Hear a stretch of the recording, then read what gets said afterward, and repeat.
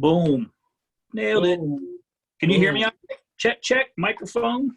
Yeah, man, this is better audio than the last recording, I believe. Yeah, man, that last episode, like you were concerned, I think, because the audio was weird, so you couldn't I feel like maybe you thought that it felt off, but the audio was okay for me, and so I loved the episode. Like, I thought it was dope. I thought it was a good topic. Thanks again, Tiff. But then the way you told it or whatever was cool. So I thought it went well, and actually afterwards I liked it. I don't know if you've listened to it yet or not. Well, no, I mean, I just at the time, like, especially like when we were recording, it would, because this is kind of a new deal for us, obviously. So, like, there were just times where it was like your screen would freeze, or the audio would kind of kick out, and I'm like, I don't know what he's saying. I'm just gonna try to move past it as best I can. Like, actually, there were a few times where I would say something and I'd be like, really, nothing? And then I realized it was like lagged or whatever. So I was like, oh, shit. Yeah, so I did that whole, like, if you don't know what somebody's saying, like, smile and hope that it's just like, yes. You're killing it. You're doing great. Right on. Well, good. Well, I hope this is better audio all throughout, because it's my episode and I don't want you to fuck it up. Well, I mean, everybody just got a little bit of a behind the music for the previous episode, I guess. So yeah, exactly. Well, hey man, what the hell? Quarantine episode number 4, I believe, is what this is, right? It's the 4th one. So hey, dude, I think it's 5, right? Maybe it's the 5th. Yeah. So to be honest with you, I'm just happy that we're able to actually still do this. It's not ideal, but whatever. We're doing it and we're having fun. So fuck it. Yeah. I'll take it. You know what I mean? Yeah, for real. Speaking of which, you didn't say anything. Well, one, I'm trying to grow my beard out. I'm not getting much done. It's gonna be a while. It's gonna be a long ass quarantine if I'm gonna get where you're at. But I cut my own hair because it was literally driving me crazy. So this is what happens when you fucking cut your hair yourself, folks. Dude, I've been cutting my own hair since I was like 23, bro. But you just shave it though. Yeah, man. I'm bald as fuck, so I just gotta keep up on the sides and the back. I literally have been thinking about growing a skullet, just because who gives a fuck? Like, rules. A what? A skullet, man, where it's like I just shave the sides and I leave the back and let that shit grow out, or like shave everything and just grow like a fucking rat tail out, and then just have the big beard and a rat tail. Please, God, do that, dude. Now's the time, man. Dude, I have this like mask or whatever. Like, I ordered, like, I already had one, and then I ordered another one, and it's like the big fucking smile, like the smile from like Alice in Wonderland, and it says "We're all mad in here." Like, it's a big fucking like full face coverage or whatever. Yeah. And then I've got another one that's like a skull face. Well, I've seen that one. I've seen that. And like, I'm gonna straight wear that shit in public. And Ashley was like, dude, why are you gonna, like, don't wear that shit in public? And I'm like, no, the goal is to keep people the fuck away from me. Like, ain't nobody gonna come up and fucking try to hang out with me if I look like I'm getting ready to bring hell upon them. That's exactly right. And also, now's the only time you can technically wear like a full mask and go into public places and people not be like, okay, it's a robbery. You know what I mean? It's like, dude, Ash and I were going somewhere today, and I was like, the minute that they fucking say that, whatever, like, everybody's got to wear masks, I'm like, that's like every bank robber's wet dream. Like, oh, man, we're robbing everything. Yeah. Well, I think hopefully the banks are just doing drive-through or not drive-through or something. I don't. You know how long it's been since I've been inside of a fucking bank? Like, if I don't have, I do all my fucking transactions like online. Like, I don't fuck with cash. Like, I don't fuck with any of that shit. So, like, well, I only have to for work because we got to go drop deposits and everything. But like banks now, one of the banks, like, I walked in and they were like, yeah, there's no teller. It's literally just the machine that you walk in, and it's like an ATM. Now the ATM's like super advanced and does everything, but they're like, no, you can't. you can't get change in this motherfucking bank. And I'm like, what the hell is going on? This is literally the future. This is fucking crazy. But for personal use, I don't go into the bank. You're right. Yeah, I mean, why would I? We've got fucking these, you know what I mean? yeah, like there's no option when I'm buying something on Amazon, send cash. So There's not. That's true. Oh shit, that's funny. Oh man. Well, shit, man. I don't want to talk about the quarantine and fucking the COVID. So is there anything else exciting going on in your life before we jump into it, or is it pretty much the dude, I mean, I assume it's the same shit every day. Yeah. I mean, just, dude, me, like, my personal opinion on, like, everything that's going on has been, like, I'm going to get in better shape, and I've been, like, working the fuck out. I quit aren't you, like, 20 sugar, pounds like, I quit all that shit. I'm down, like, 24 pounds. Damn, good almost for you. 25 pounds since the start of it. Like, dude, like, it's weird, too. Like, 25 pounds, like, you think about it, like, that's a lot. It's a lot, but like, dude, like it fucking feels so much better. Just like every fucking day, like getting up, like moving, like doing all that shit. Like it's helping with my anxiety a whole lot, but like it's also, you know, I'm just like, dude, I'm fucking over being fat. So it's like, well, dude, that's amazing that you can. Well, dude, I imagine 25 pounds. Like the only time I've lost that, I lost 30 pounds once, but that was when I was in the hospital for 2 weeks because I was like literally almost dying, and it was not healthy weight loss. You know what I'm saying? But 25, I bet you do notice it, and I bet you feel fucking fantastic. That's awesome. Good for you, dude. It's good. Like, dude, I mean, like I walked like 5 miles today. Like, holy shit. Yeah, like so, and you know, I was walking and Ash came with me on my second walk, and she's like, dude, you gotta like slow down. Like you're keeping like too much of a pace, and like I just go, like I'm just going, like going. It's like one of those speed walkers. Wow, dude. So like Knox goes with you guys? Yeah, man, I put him in the stroller, and like I don't field march my kid for 35 minutes. You know, I'm not making him walk 2.5 miles, man.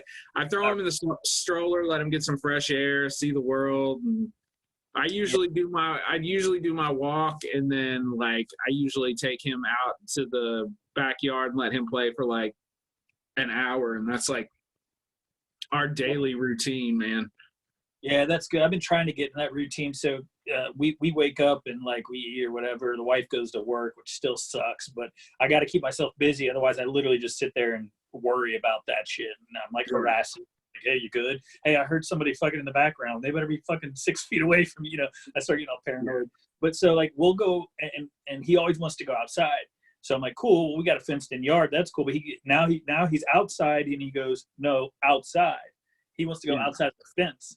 And so I'm like, all right, well, let's go for a walk, dude. And I learned and it's not even a mile around just the street basically over. Yeah. I get halfway, and then he's like, hold me, I'm tired. And I'm like, oh, damn. Now I'm carrying this kid who's not as heavy as your kid, I don't think. But for me, this kid's heavy. And then I'm like walking the rest like this sucks. Like, so now I'm going, okay, now you're bringing the stroller, kid. You know what I mean? Yeah. I got wise to it. So that's why I asked, is he going with you, like walking? I'm like, damn, dude. So like if we put him out, like let him walk, like he'll make it probably like he'll make it one direction and back of like half a block. But it's not like walking. Like I mean, he's stopping at every thing that he can see if there's a dog or any, and like he doesn't understand social distancing, so like if he sees somebody, he's gonna like if he's not in stranger danger mode, like he's gonna run up to him like, hey, what's up? Hey, what's good? I'm like, you need to stay away. Like, back up, kid. That's funny. Yeah, well, we saw one of these. He's got the same car that you guys got, actually. That little red car with the yellow top or whatever that is awesome, but it's too short, so you got to bend over to push it. It's what you're running around with him in the back. I love it, but there's one of our neighbors on the side next street over apparently has the same thing, and dude lost his shit. I couldn't figure out what it was, and he's screaming car, And I'm like, what the fuck? And it's the same exact car was sitting in their driveway over to the side. And he like thought it was his. And I'm like, oh, Jesus. So now I'm carrying him for the other half of the walk screaming. And I'm like, cool. I'm not abusing my kid. I swear to God, it's my child. Actually, I was about to say, it's probably more like you're not kidnapping the Asian kid because he does not look like your kid.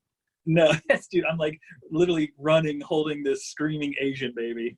Yeah. No, I swear. Oh, fuck, that's funny. I never even thought about that. Well, I mean, to you, he probably does look like, like he's all you know. Everybody else is like, who'd they get that kid from? Is this dude Madonna? Like, like he's half of. Is he dating Angelina Jolie, and they're just taking more kids out of other countries? Like, what's happening right now? No, man, I don't think I could afford to adopt a kid if I wanted to. Yeah, right. Yeah. Fine, but well, shit, man. All right, you want me to jump into it? Well, I mean, how are they going to find this? Oh, dude, yeah. So I'm excited about this episode for real. So I'm like, let's go. Can you tell I'm like wrap it up? So yeah, if you want to hear us shoot the shit a little bit longer, hit us up on our social medias, which is Based on True Events Podcast at Instagram and Facebook. That's right. Hit us up on the Twitter. Podcast BOTE, BOTE. That's right. We got our YouTube channel still going. I'm actually slacking on the videos, so my apologies, but hopefully by the time this episode is released, all of the episodes and some video will be actually posted. You can find us at Based on True Events Based on True Events Podcast BOTE. Yes. There it is. And if you're not on social medias, if you're not on social media, you can get us on our email at basedontrueeventspodcast@gmail.com. Gmail. That's right. We still got the I Wrote for BOTE going. Send us your suggestions. We'll pick our favorite, and we'll send you a free shirt. Free shirt. And then the trip to Waverly is indefinitely postponed until the world goes back to some semblance of normalcy. Yeah, exactly. We are still doing it, though, and we do mention it every single episode because a few people have asked us, so what, are you just not doing it now? And it's like, motherfucker, turn on your TV, your radio, whatever, look at your phone. There's a pandemic going on, and we probably shouldn't be wandering around fucking abandoned things. An abandoned tuberculosis hospital. Right. Like these two motherfuckers, they ducked the COVID, but they got the tuberculosis. They got the T. They got TB fucking around with an episode. Yeah, that's right. And something that we've been, and I know you don't. I don't know if you wanted me to even mention this, Shep, but something we were talking about. I think what we're going to start doing, because we're getting a lot of suggestions, and for me at least, and I think it's kind of hard sometimes for us to decide which one we should do, which one people are going to want to hear the most. So, Shep had an idea, and I like it. I'll let you tell him if you want. So the idea is that now we're going to start posting the suggestions that we do get. We're going to start posting those on our social media and let everybody vote. And we're going to, we obviously do 2 episodes a week. So we're going to throw the potential episodes out there. Top 2 winners or top 2 votes are the subjects that we're going to take over. Kind of I love that. At this point, we're not going to set it up so that you can pick which one of us does which episode. Maybe down the road, we'll have it broken out as to who's going to do what, and you can vote on that as well. But for right now, we're going to, you guys are nice enough to be throwing us suggestions and be real interactive with everything. So we're going to put a little bit more control in your hands about what you guys want to listen to, what you want to hear us bitch about. And winner take all, basically. Yeah, hell yeah, I love that, man. And I agree. Like, I love you, creeps, but I don't really want those of you that have actually gotten to know us a little bit. If we gave you the opportunity to choose which one does what, I have a feeling, and rightfully so, that you would fuck with us hardcore, and I'd end up doing a bunch of shit that I didn't want to do, and vice versa. So, I think we'll keep it the way Shep proposed. I like it, dude. I'm excited about it. Yeah, so that look for that on social media. Coming soon. Probably after the I'm wearing shorts. Is it the year of nude from the waist down? Yeah. But no, look for the voting on suggestions option for moving forward on social media or any of our platforms. Yeah, I think I'm going to start that literally tomorrow. So it should be next week that we can actually get that going. So, all right, cool, man. Good shit. Well, that's all the plugs. Thanks for reminding me that we have to do that every episode. So people do want to know how to find it. There you go. We are findable. Just in case somebody actually wants to hey man, I forgot, I want to tell my friend where to go to get this information. Oh yeah, no shit. And by the way, if you guys just have questions or comments or anything, you don't have to just only send suggestions. You can literally just hit us up if you want to say fucking good job or hey dickbags you suck, like whatever, like bring it on, you know what I mean? I just want interaction, like for real. That's for me, that's really fun, and that's something that I didn't really see coming. I didn't know what would happen, to be honest with you, when we started this shit. I thought me and you would just be talking in the basement. Maybe a couple of our friends would listen, but to our wonderful surprise, at people that we don't know are actually fucking listening to us. And so I want to know what you guys think, straight up. Yeah, man. Like, dude, the numbers just keep creeping up. So, and I say creeping, but it's really not creeping. It's moving quickly. So, and I wasn't sure, and I'll start this soon. I wasn't sure because everybody's stuck inside, and I know a lot of people. Like, I listen to a shit ton of podcasts, but I listen to them mainly in my commute or on my commute. Yeah. And I'm in my car a lot, so I have a lot of time. So I didn't know, with everybody being stuck at home, because you motherfuckers better be at home, by the way. I didn't know what would happen. But dude, people are still listening, and that's awesome. Apparently you don't have 20-month-old, 19-month-old kids next to you all fucking day. Right. And I hope you or earmuffs or some shit, because our content's not really kid friendly. It's not workplace friendly for just open play. We're headbutt friendly or earphone, friendly. Yeah. Or the car, like when you're just driving in traffic, it's fine. That's fine. But we're not going to police how you raise your kids. So if you want to have them listen to us, the fucking game on. Yeah, teach them how to fucking subscribe and share. Yeah, exactly. Get them young. All right, cool, man. Well, so I was going to do a specific episode. It was a fairly heavy hitter, and I told you about it. And then you sent me one of many little posts or whatever. You shared a post with me. And it was like, wait, what? This can't be accurate. I don't want to tell you, I don't want to get into what this person has done. I'm going to give you the backstory, but just so you kind of know, it's Anatoly Moskvin. Okay. It's a Russian guy, Anatoly. No. He's Russian? Yeah. He's not from Brooklyn? No, it's not Brooklyn. And the last name is Moskvin, so Moskvin, I believe. I don't think Moskvin. He's also known as, or a couple of aliases, the Lord of the Mummies and the Perfumer.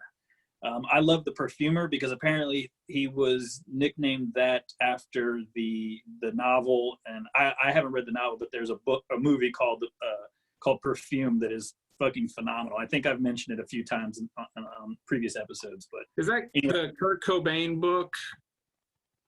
Yeah, that's exactly. Yeah, he was obsessed with it. That's exactly right. Yeah. Okay. So anyway, Anatoly, we'll call him Moskvin, or the Perfumer, was born September 1st, 1966. He was from Nizhny Novgorod, Russia. It was the 5th largest city in Russia.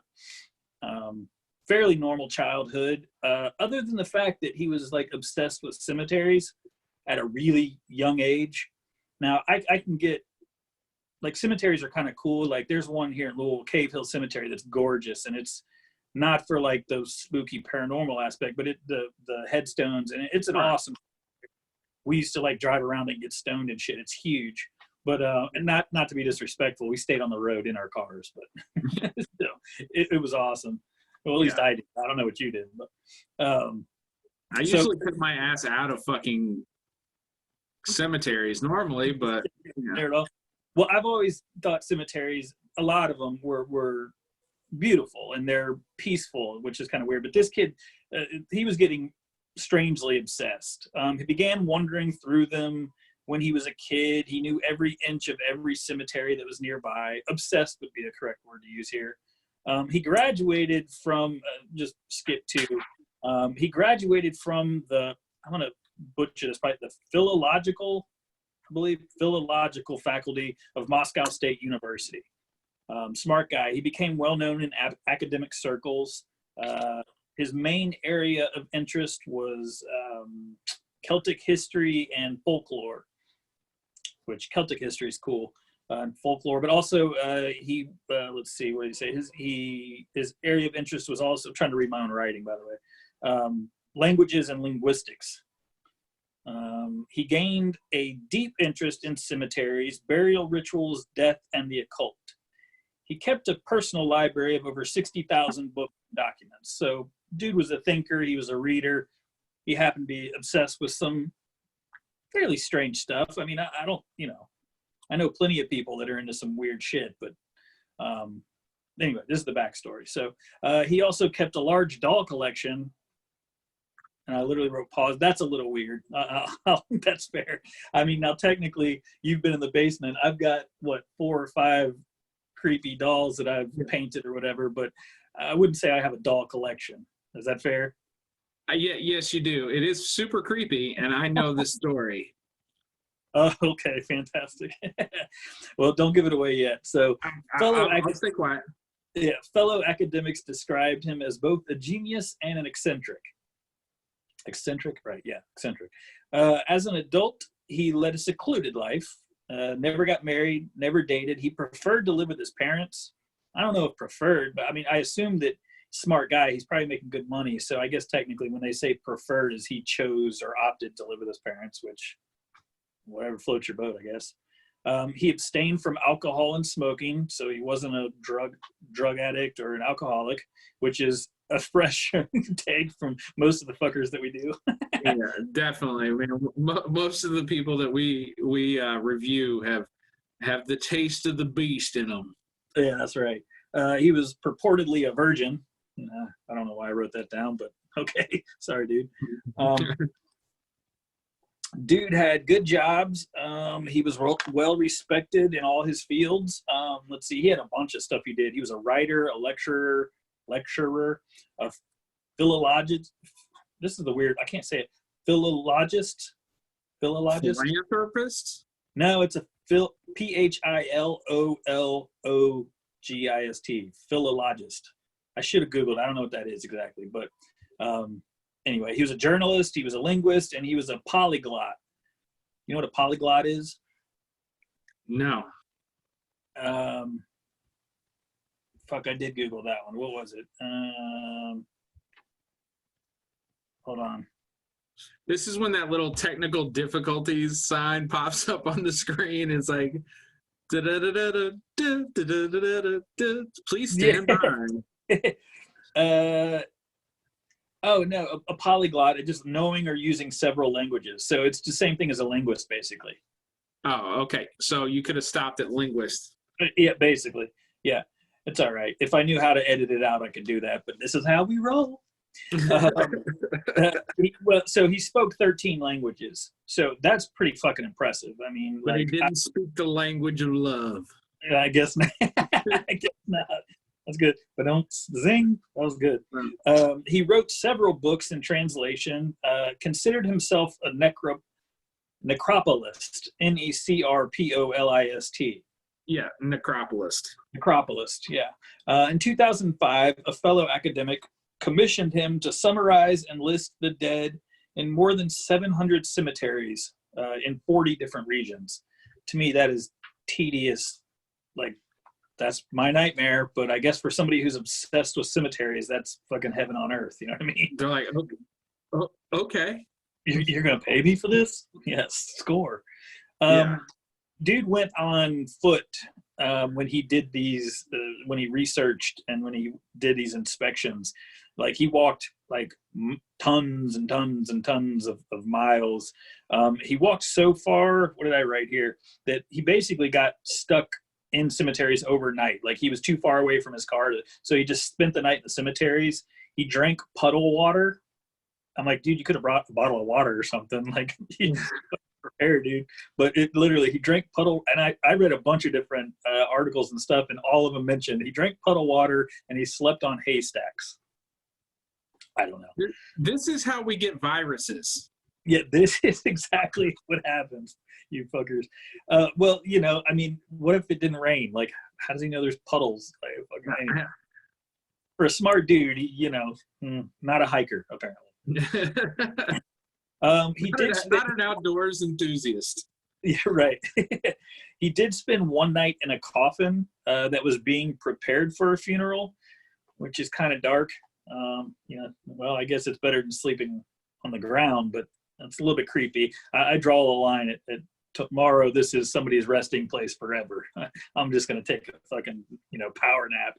Yeah, just gonna knock this out. The work he did was never published, like all that fucking work. It never got published, but has been described as unique and priceless. I mean, why would it get published? Yeah, I don't know. Well, I do know actually, but and you'll know here in just a moment.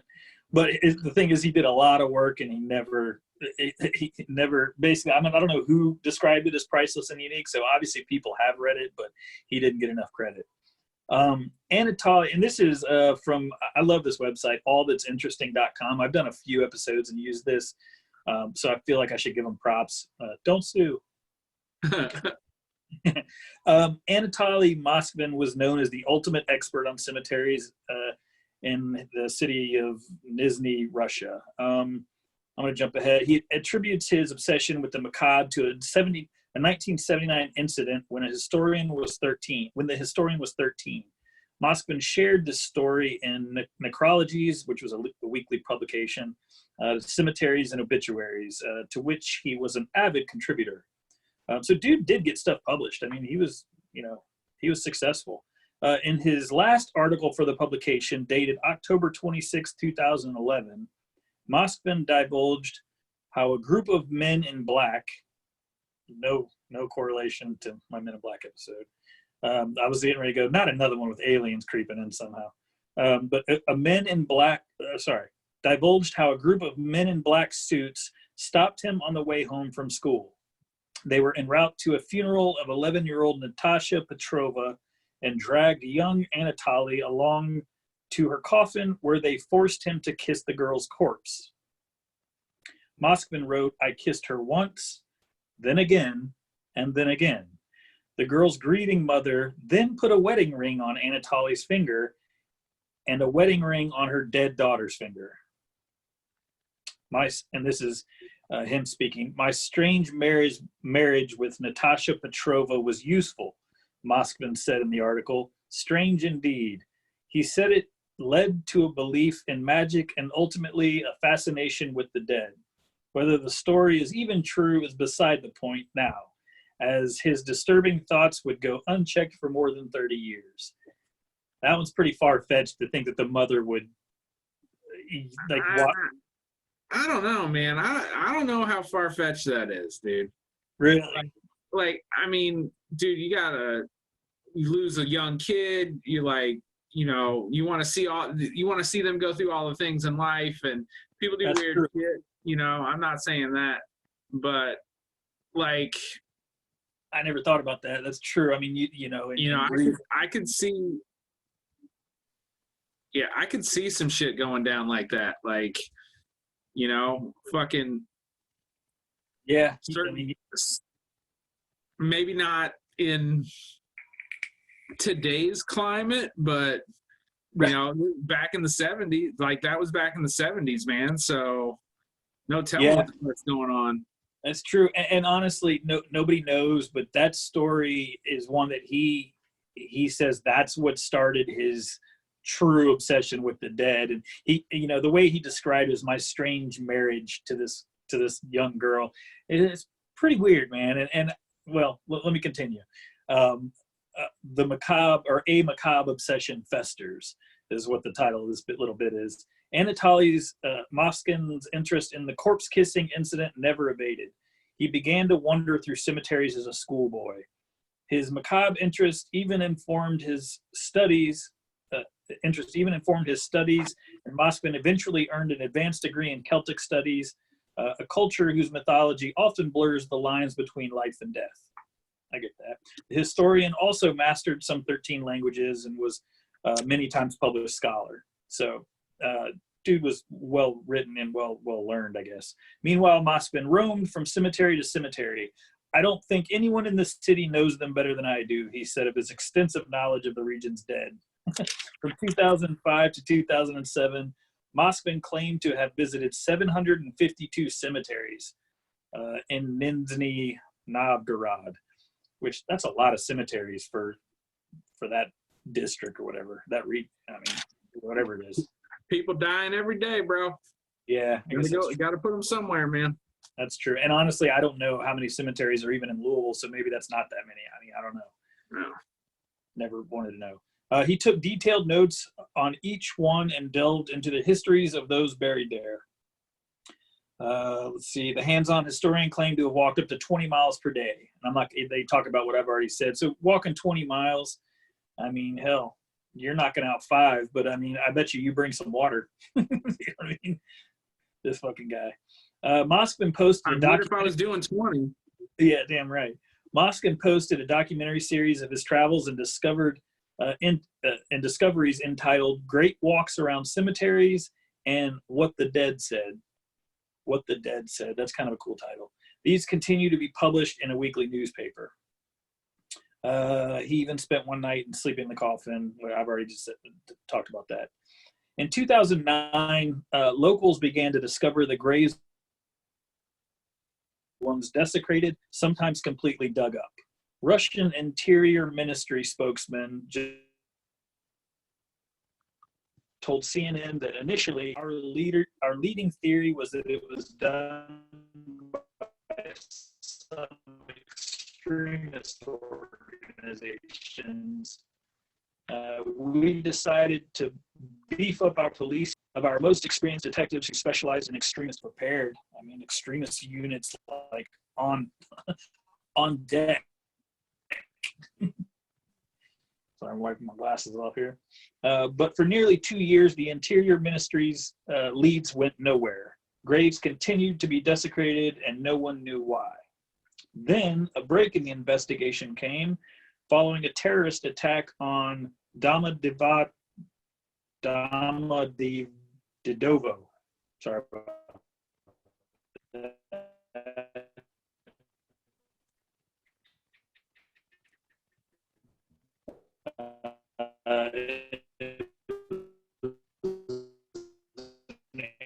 Airport in Moscow, 2011.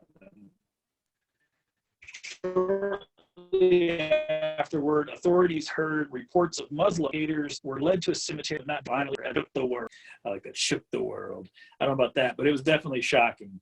So the 45-year-old lived with his parents in a small apartment, and there's a video of this, literally of them walking into the apartment. It looks like a hoarder lives there, which a couple people basically called him a hoarder, but shit was all over the place. I don't know how his parents lived. I don't know how the 3 of them lived in this apartment. It's so small, and there was shit everywhere. It was pretty insanely. He was reportedly lonely. And something of a pack rat. Fuck that. He was a hoarder. Inside, authorities found life-size, doll-like figures throughout the apartment. The figures resembled antique dolls. These things are huge, too.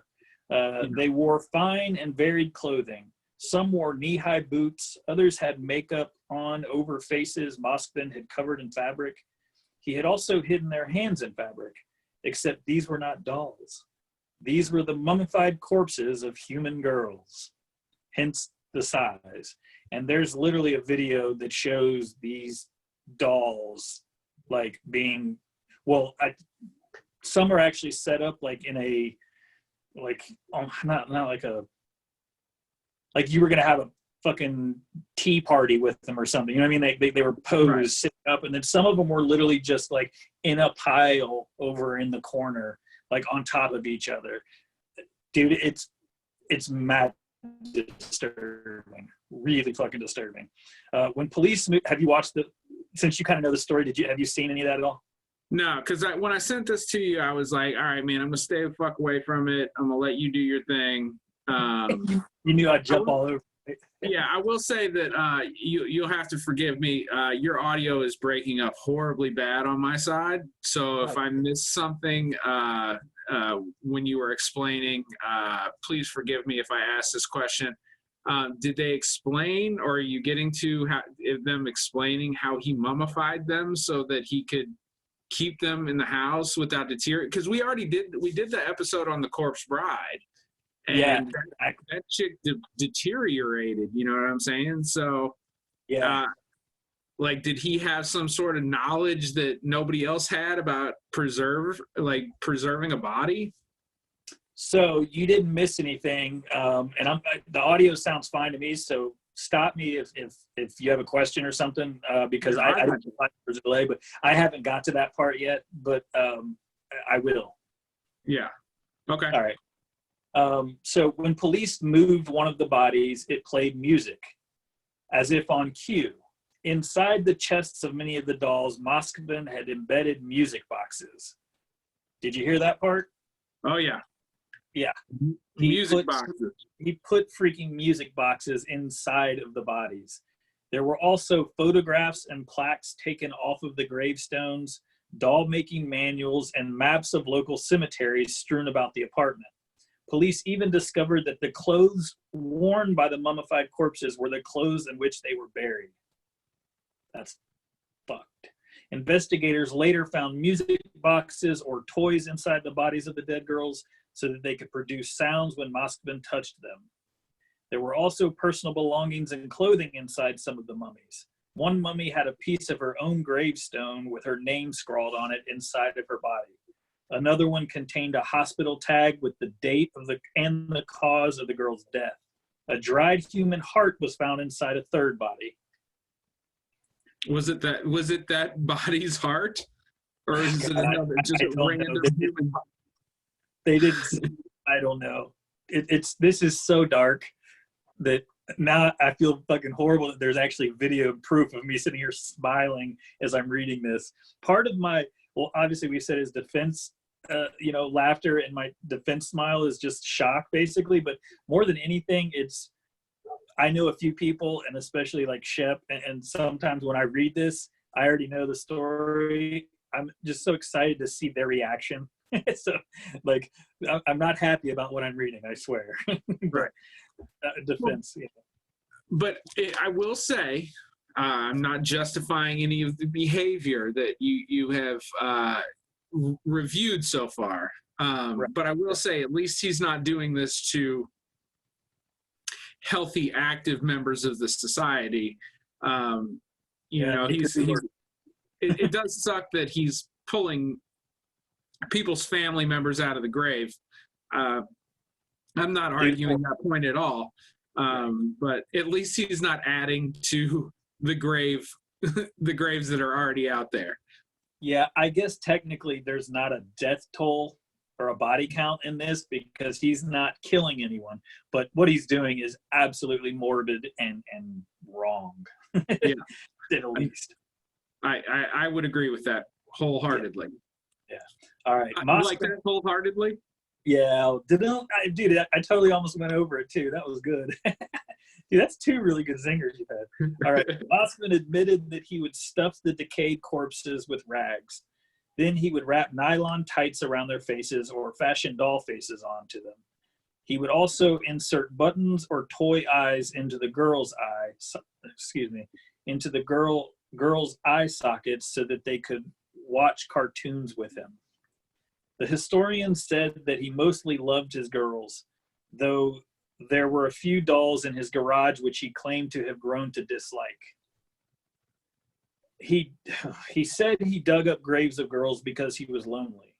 He said that he was single and his biggest dream was to have children. Russian adoption agencies wouldn't let Moskvin adopt a child because he didn't make enough money. Thank God. Yeah. Perhaps that was for the best, judging by the condition of his pack rat apartment and psychotic obsession with dead people. Moskvin added that he had done what he did because he was waiting for science to find a way to bring the dead back to life. In the meantime, he used a simple solution of salt and baking soda to preserve the girls. He celebrated the birthdays of his dolls as if they were his own children. So literally just salt and baking soda. So yeah, history time. Yeah. So the Egyptians, right? The arguably the kings and queens of mummification, right? Right. They would use it was basically like a type of salt, but it would take 60 days, and it would take around 600 pounds of that material to thoroughly dry and prep the body.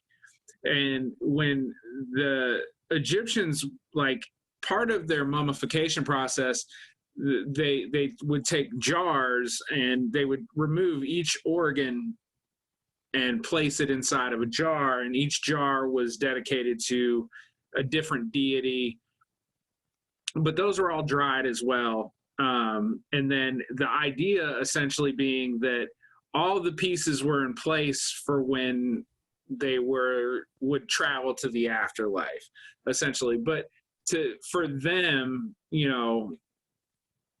2,000 years ago, 4,000 years ago, whatever, plus, 60 days, 600 pounds of this drying material would be used just to prepare one body. Right. So my question about that was, like, mom and dad are still alive, right?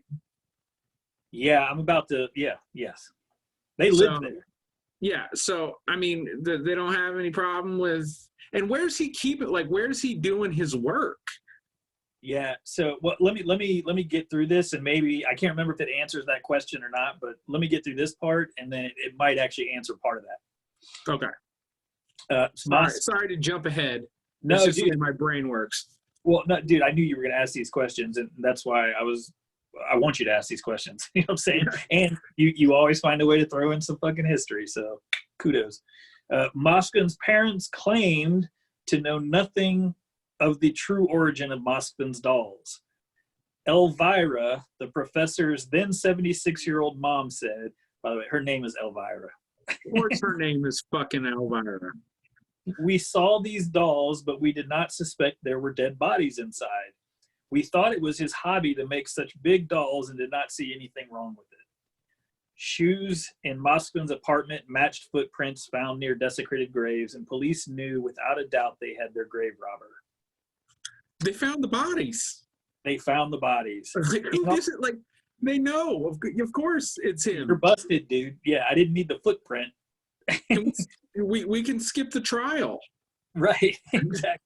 In all, authorities discovered 29 life-size dolls in Moskvin's apartment. They ranged in age from 3 to 25. That's fucking horrible. Yeah, okay. One corpse he kept for nearly 9 years. How long did the corpse bride keep his girl? I think it was 7 years or something, I think. Oh, I thought it was longer than that. Okay, yeah. It may have been. It's been probably 6 months since we did that episode, but yeah, this is exactly in fact, at the bottom of like most of the articles, if you enjoyed this article, look up, Carl Tanzler. I was like, and I loved that episode, and we don't talk about it very well. I know why we don't talk about it. It was fucked, but I loved that. Moskvin was charged with 12 crimes, all of which dealt with the desecration of graves. No shit. The Russian media called him the Lord of the Mummies and the Perfumer after Patrick Susskind's novel Perfume. I'm gonna post. So here's the thing. We don't like to post pictures of victims. We try not to, especially on social media and stuff, because we don't, just out of respect. I am going to post a couple of pictures of these. You don't see the actual victim. You see the doll. So I hope that no one takes offense to that. I'm not a hypocrite. I just feel like for this episode, it's disturbing and interesting. I'm going to show Shep a picture real quick.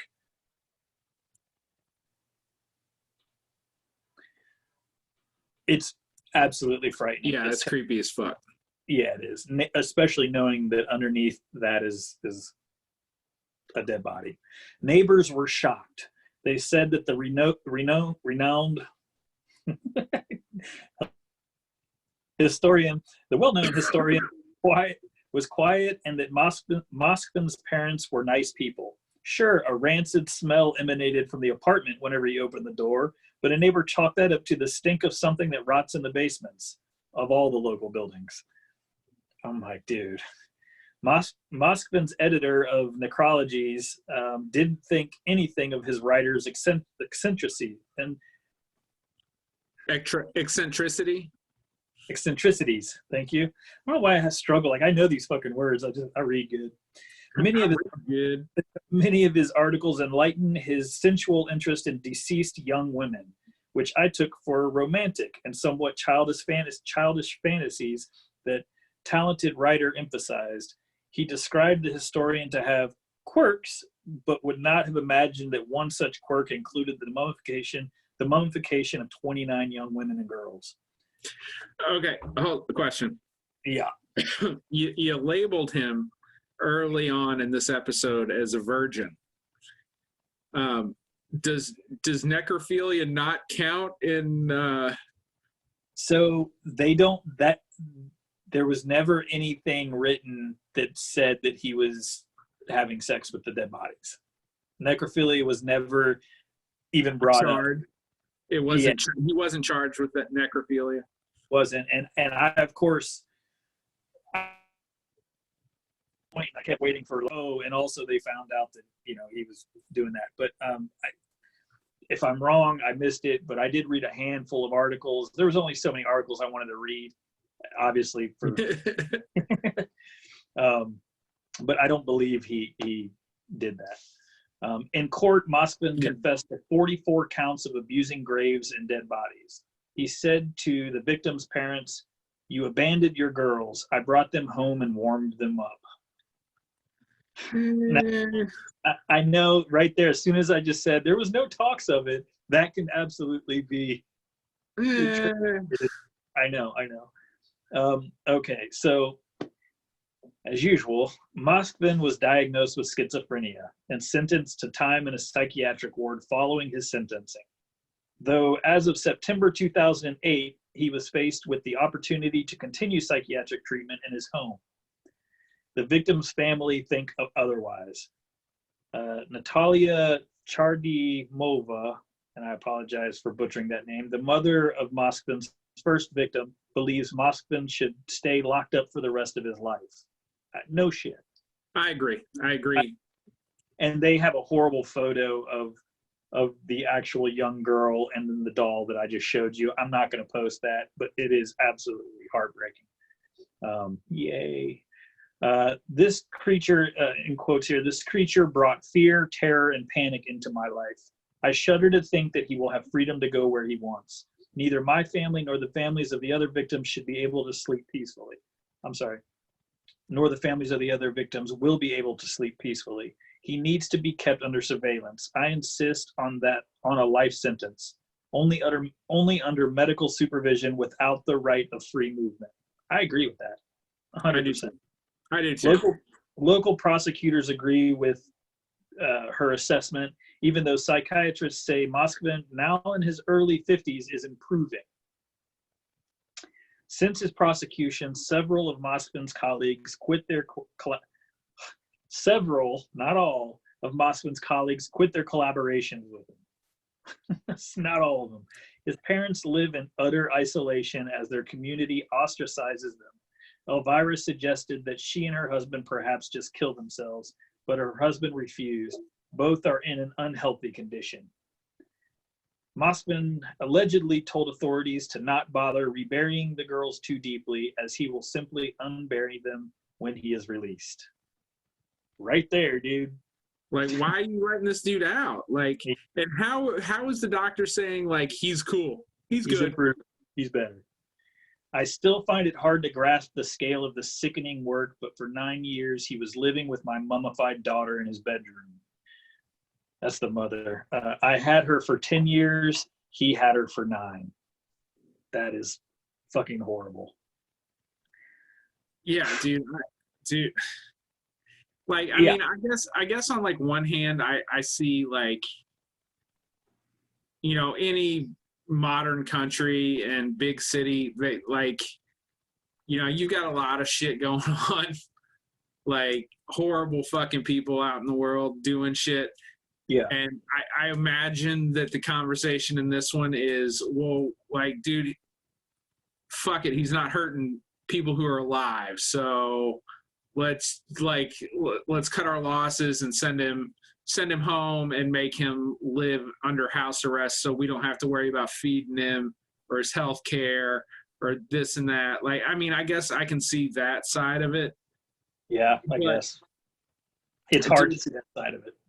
I mean, I'm not saying I agree with that. I'm just saying, like, I can see how they got to that decision. Yeah. As a completely administrative and financial. Right. Well, it costs a lot of money to keep somebody locked up. Yeah, it does. And so, I mean, I can see it from that perspective.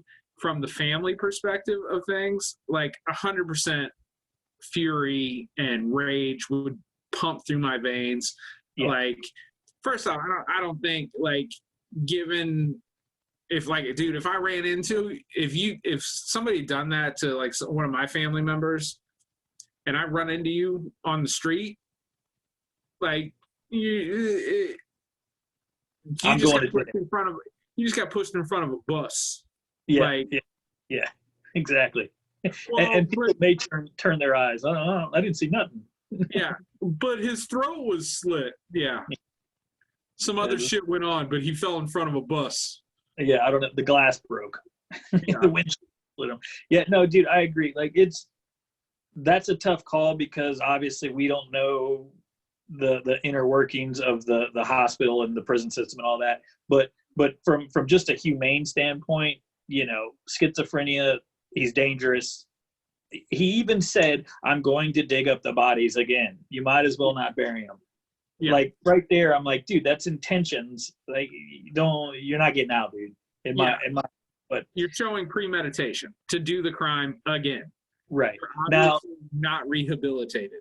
Now, you think the parents were dumb to it, or you think they're going, a child, he can do no wrong, like, and so they just didn't want to believe it, or do you think that they were absolutely clueless? Elvira was clueless. I mean, it doesn't sound like they were all playing, like, not to minimalize the situation, it didn't sound like the parents were really playing with a full deck of cards either. Right. I mean, I mean, it's a different culture, you know, like, Russia is a different, you know, there's a huge stigma on, like, seeking professional help for mental illness and things like that.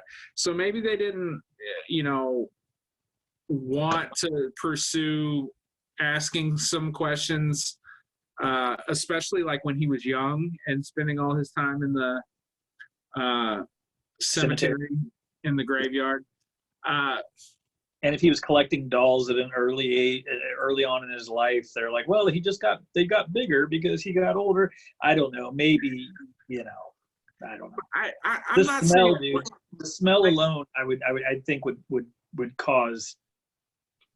Well, I mean, to me, honestly, that's like the easiest part for the parents to fucking miss, because they're obviously shut-ins. They obviously didn't go anywhere. So that's true. You don't smell your own. Like, you go nose deaf to shit. Like, if you're around it all the time, you don't, especially if it, like, progressively goes, like, and gets worse and worse, like, you're not going to fucking notice that. Like, True. When I lived in Palaca, Florida, dude, there was a paper mill there. And when I first moved there, it smelled like ass all the time. And after 2 years, people would come visit and they're like, oh dear God. And I literally could not smell it at all. So, I mean, I would say that I would have to hold the parents complicit in the whole discussion. They're either complicit or they're or they need attention of their own. Like when it comes to either way, I feel like they need attention of their own when it comes to like medical, like psychiatry, or because they're either complicit in the situation or they're so oblivious to the world around them that they can't take care of themselves. Right. Yeah, like there needs to be intervention either way. Right. Well, the mother said that, the town shunned them, of course, and that'd be hard to not kind of understand why. But she's, well, we were going to kill ourselves. And it's like, well, you were going to kill yourselves because people were probably threatening you, not because, you know what I mean? Like what your son did, Yeah. So, yeah. Now, I will say, like, not to be hypocritical on my side either. I said this many times previously. Like when we get into the paranormal stories about, disturbing the graveyards and, whatever, built the house on ancient burial grounds and shit like that. Like, right. Like I've always said, I'm more concerned about what you've done to me while I'm alive than how I'm treated after I'm dead. This is not one of those situations. This Good. is. I was hoping you were going to say that. No. I guess my argument for I don't care what you do to me after I'm dead kind of conversation has a lot more to do with the paranormal aspects of things. Meanwhile, if there was ever a situation that should invoke paranormal activity, whatever, like haunting, fucking malicious behavior by poltergeist. You're right. This is it. This is the fucking situation, and they're all living just fine. Yeah, right. Did so for 10 years plus, however long it was. Yeah. So, I mean, just saying, that's kind of a damn you. No, dude, kind of a nail in the coffin for what I mean. Yeah. Well, dude, you're right. I agree with what you're saying as far as like after I'm dead, whatever. But yeah, like that you're speaking about yourself. You know what I mean? Yeah. Like we don't care what happens to us after we're gone, but I do care what happens to my family members. Oh, for sure. You know what I'm saying? Like there's a different. And I would 100% kill anyone that would do anything like this to my family. I would do it in a very. I would take over the malicious poltergeist side of things and do it very violently. Yeah. If this was anyone I cared about. Right. I agree. I probably wouldn't even have to care about you that much. Yeah. I'd be like, no, this one, you earned this one, buddy. Yeah. You get what's coming to you. Yeah, so we're in agreement. Dude should not. Yeah, okay, now the schizophrenic thing, like we've had a few of our lovely, topics. That's one of those that, look, that's fine. There's a mental illness, they're sick, but he is coherently premeditating doing this again. I mean, so he is conscious. He knows what's going on, and so therefore that, in my opinion, that outweighs the mental illness.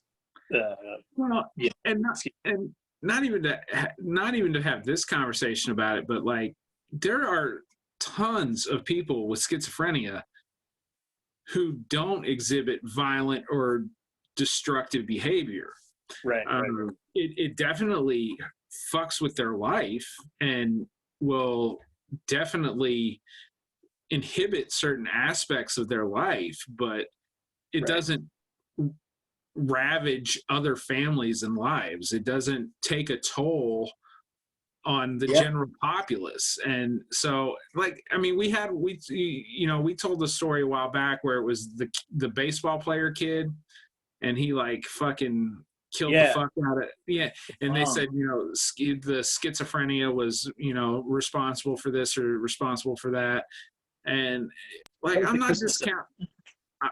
not discounting mental illness by any means. I feel like a lot of these stories we tell, mental illness is the predication for how a lot of these things start.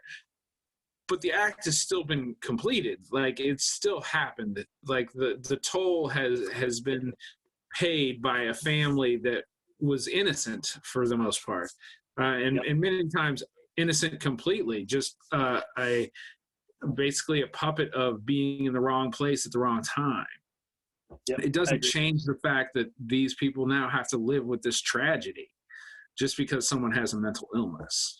Yeah, that's true, man. I agree 100%. So Dude was sick. Dude did some horrible stuff. And this was the story, when you sent me that little small post, of course I'm going, oh, let me click on that. Oh, there's nothing really to click. Well, let me Google that dude's name. Oh God. And then I started reading it, and then I'm like, oh Jesus, it's worse than I thought, especially the part of him hiding things inside their bodies. And then when he, you know, and we jumped right over that because it's really disturbing, but the idea of that when he touches them, it makes a sound. In other words, it's reacting. Like, that is next level fucked. Yeah. That he trumps Tansler in my book for sure. Well, not only just because of the amount of people, but the age of the people and what he did and interacted with them. And they were just strewn, whatever. They were thrown all, however you say it. They were thrown all over his apartment like dolls, literally. It's disgusting. Yeah. So I had you like not told me the bit about the music boxes and shit that he put inside the bodies, it never would have occurred to me that anyone would have ever tried that. Of course not. Well, because we're not sick. Good Lord. Right, but like, I've never even like heard of that. Like, you know, like never, like, I mean, you hear about like, you know, like with cannibalism, like you hear like, oh, they start with the heart, or they do this, or they do that. Like, there's certain like A plus B equals C with a lot of these situations that we end up, you know, like they started with this and then they ended up progressing to this. And that I've never once heard, oh, we put music boxes in the dead bodies that we decide to keep around the house. Yep, this was a first for sure, and hopefully, I hope a last. Because I tell you, this one, like, I did it, and we were going to actually do this episode a couple days ago, and it got late, and we were tired. So I've actually been sitting on this for longer than usual, and so I'm happy to put this on the bed, because I had a couple of weird dreams. I don't know if they were related to this or not, but the music box thing literally haunts me. Like that's the biggest part of the most disturbing part of all that. And they said that there was a 3-year-old. They didn't show that thing. I don't think they showed it. I'm not going to go back and look anymore, but that's really, really young. This one's a good one to put to bed. I will. You rethinking your decor in the basement? Yeah, now I'm like all self-conscious about the dolls. I'm like, fuck. I'll post a couple pictures of the dolls, by the way. So I initially made those just they were doing a Halloween art show, and they wanted just spooky, creepy ambiance and decor. And I was like, cool, I'll volunteer. So that's why I started making those. And I just never finished, and they never used them. I don't think I finished in time or something. I do have an entire carousel of little fucking Barbie dolls that actually turn, and like their heads are cut off and shit. It's awesome. And fair enough, to an outsider, really fucking disturbing, I imagine. But I swear it was literally for a Halloween fucking exhibit. It wasn't like just because I was bored. Yeah, but you hung on to them. Yeah, well, I keep telling myself I'm gonna really do up fucking Halloween next year. I'm really gonna really decorate a lot, and then like this past Halloween I was in China. The one before that it was something else or whatever. So eventually I plan on using those and scaring the fucking neighborhood kids. And your own child, but okay. Well, I've been easing him into it. Like he plays in the room now and shit, so he's not phased. Now when he gets older, he may be like, dude, my dad, like show and tell. I got to really be careful. Yeah, for real. I've thought about all this. I've thought a lot about it. So I'm like, all right, those might get locked up in a box for Halloween only instead of displaying them. Yeah. So, I mean, I don't know. I just thought I'd throw that out there as a friendly question. Noted. I'm writing that down. Noted. Creepy. Fucking. So. All right, man. Well, that was Anatoly Moskvin. So yeah, that was a fun one. Huh? Yeah, I mean, I would be happier if he was still removed from society permanently. Yeah, and this is one of. It's Russia. Don't they kill people like every 10 minutes in Russia for fucking looking at each other wrong? Like, what's happening? You'd think that this would have validated an offing. You know what I mean? I don't know. I don't know what the rules are there. But, this is one of those that part of me goes, I really want to know if he ever gets out just for the sake of, I'm curious, but I don't think I'll ever Google his name. Yeah, I don't blame you. I would not. As usual, I can just end it on he's never getting out, and that's the way I want to live with it for the rest of my life. You know what I mean? That makes me sleep at night. So, I mean, a bullet's 25 cents. Here's $1.50. Go make sure it's done. Like that's even better. All right, fair enough. Like I don't know. That's the new GoFundMe. $1.50 to go have a Russian tree fitted goddamn bloggers Moscow. Yeah, go clean up humanity a little bit. Yeah. All right. Well, shit, man. So not a happy episode, but I thought it was interesting enough to spend an hour and 7 minutes talking about it. So it also reminds me of how I need to be more careful about the random links I send you because they turn into an episode. Yeah, they could turn up here. Now we do that a lot though. I think because I mean just collaboration. Like we talk about a lot of the stuff that we're gonna do, and a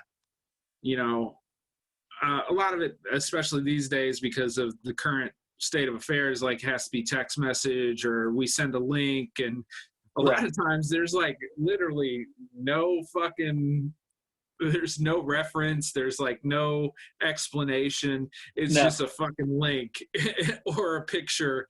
And so we both kind of I think send back and forth like that a lot. So well, we do, and I'm always like I have to look at it and I have to go okay, because we don't want to talk too much about what we're doing because we want surprises, or we want honest original responses, reactions. Right. So, but I have to literally go, okay, is that one that Shep could possibly do? And with that one, I was like, no, I'm good.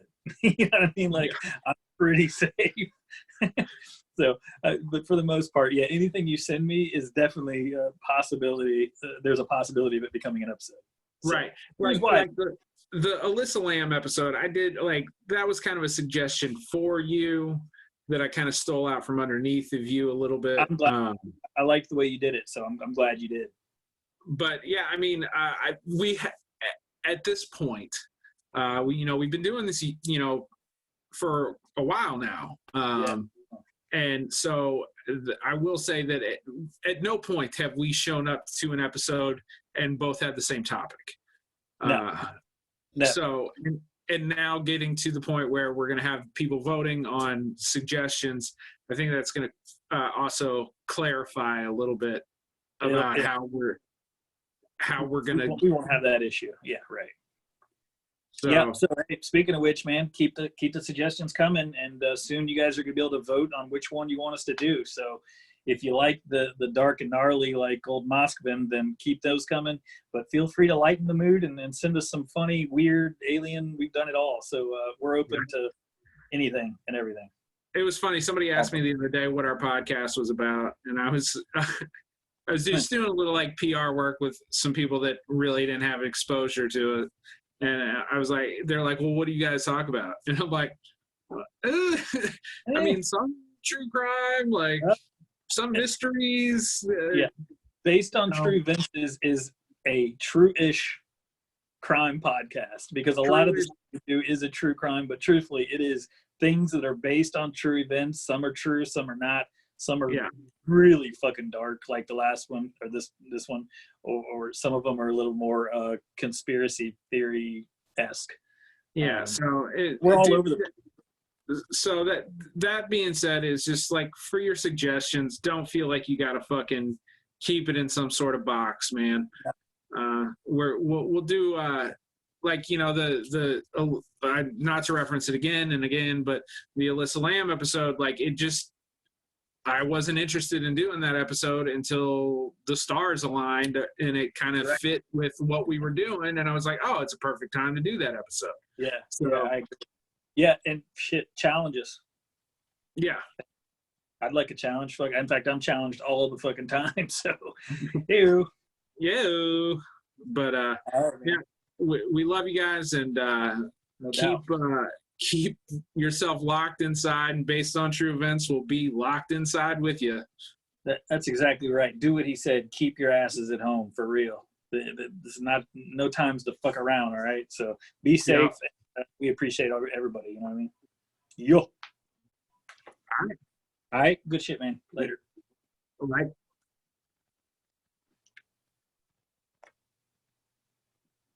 How do I turn this off? Son of a bitch.